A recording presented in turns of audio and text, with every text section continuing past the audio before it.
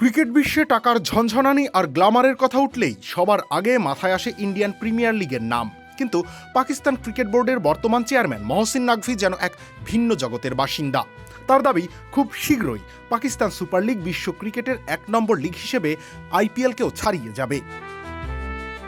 লাহোরের গাদ্দাফি স্টেডিয়ামে অনুষ্ঠিত পিসিবির বোর্ড অব গভর্নর্স বৈঠকে মহসিন নাকভি সাহসিকতার সঙ্গে ঘোষণা করেন, সেই সময় আর বেশি দূরে নয় যখন পিএসএল বিশ্বের সেরা ক্রিকেট লিগের মুকুট মাথায় পড়বে। তার এই মন্তব্যের পেছনে যুক্তি হিসেবে তিনি বিনিয়োগকারীদের প্রবল আগ্রহের কথা উল্লেখ করেছেন। নাকভির এই বিশ্বাসের পালে কিছুটা হাওয়া দিয়েছে এবারের ফ্রাঞ্চাইজি নিলাম। ৮ দলের বর্ধিত আসরে শিয়ালকোট এবং হায়দ্রাবাদ থেকে দুটি নতুন দল যুক্ত হয়েছে।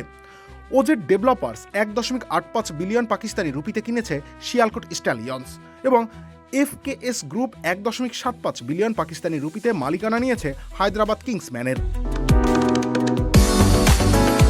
কিন্তু নাকভির এই রঙিন স্বপ্ন বাস্তবে রুক্ষ মাটিতে পা রাখতে পারবে? পরিসংখ্যান কিন্তু বলছে ভিন্ন বাস্তবতা। আইপিএল এবং পিএসএল এর বর্তমান অর্থনৈতিক খতিয়ান বিশ্লেষণ করলে দেখা যায় দুই লিগের ব্যবধান অনেকটা পাহাড় আর ছোট মাটির ঢিবির মতো।